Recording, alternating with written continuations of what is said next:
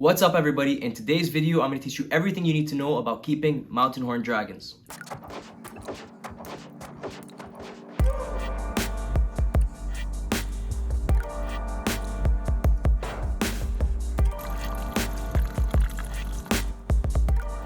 The first thing to note about mountain horned dragons is that a lot of them that are available in captivity are actually wild caught. And that's not saying that you shouldn't get a wild caught animal, but be careful and make sure that the animal you are buying is healthy before you take it home. If you're able to take them to a vet and get their feces checked for worms or parasites or anything like that, it's definitely a good idea. But if not, make sure to quarantine any new animals you bring in.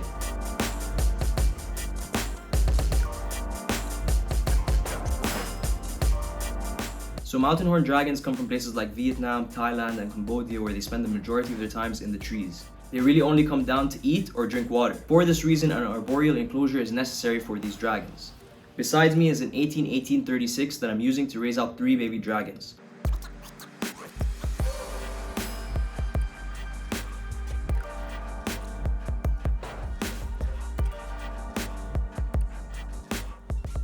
Once they're a little bit bigger, I plan on putting them in a 36-18-36 with a huge waterfall. Make sure you subscribe to the channel to see that build. One of the biggest mistakes people make with mountain horned dragons is keeping them too hot. They do need a hot spot of around 30 to 32 degrees Celsius, which is like 85 to 90 degrees Fahrenheit, to be able to digest the insects they eat. But they also need to be able to get away from the heat, so a good temperature gradient is necessary. And these large arboreal enclosures help with that. I keep my hotspot at the top of the enclosure at around 31 degrees Celsius, which is like 87 degrees Fahrenheit. And I keep the cool spot at the bottom of the enclosure at around 21 degrees Celsius, which is like 70 degrees Fahrenheit.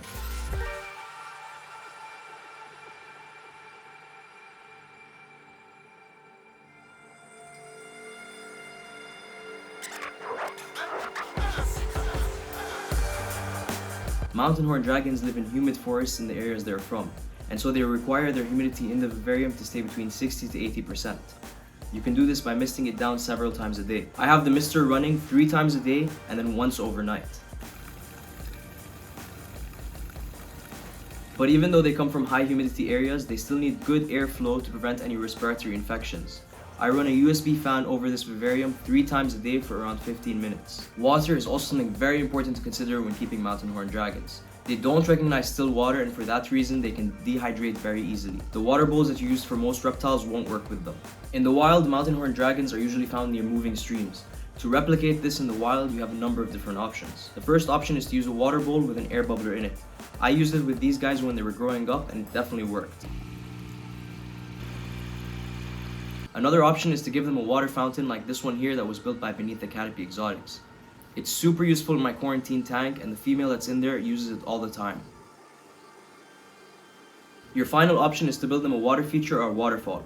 This is what I did in this vivarium, and I'm definitely going to do it in the next vivarium because the dragons loved it. The dragons visit the water every day, and I very often find them swimming around or just chilling in the water.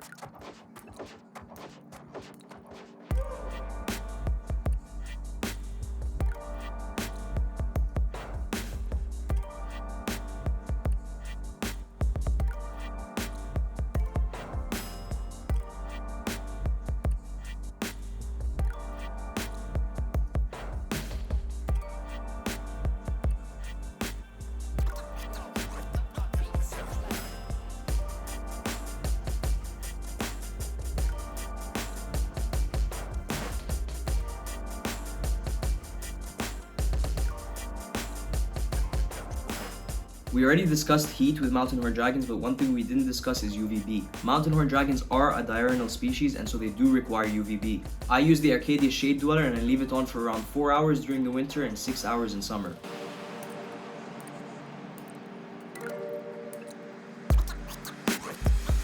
Mountain horned dragons are insectivores and do require a varied diet of insects. I'm always giving them a variety: crickets, waxworms, butterworms, mealworms, hornworms, and silkworms, always changing so they never get bored of the same thing. I feed my younger dragons every day and the adults every other day or every 3 days. A bunch of keepers have also reported that their mountain horned dragons will eat fish, so I added some endlers to their little pond section, but it doesn't look like any of them have been eaten yet.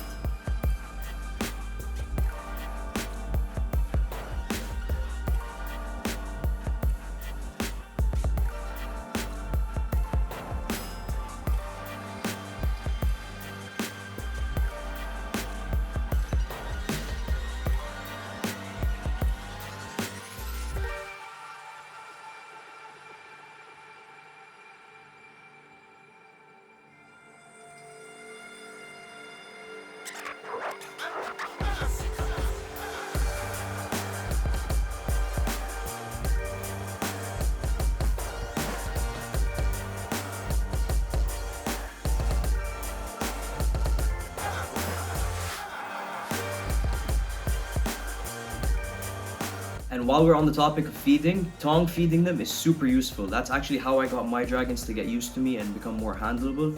I got them when they were very, very young, and as soon as they finally recognized me and started taking food off the tongs, they started coming to the door once I'm in the room. You can see Lily here is actually sitting right at the door. They do this every time I come to the room. For real guys, mountain horn dragons have a lot of personality and I highly, highly recommend getting them. But of course, always do your research first.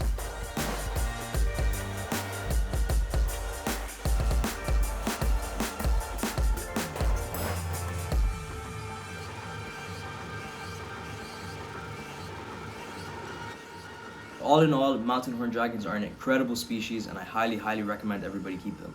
Definitely do your research before you go out and get one, but if you follow everything I said in this video, you should be able to keep them very successfully. The species that I'm keeping is called Acanthosaura capra. I probably butchered that name, but it's somewhere like that. It's spelled, oh.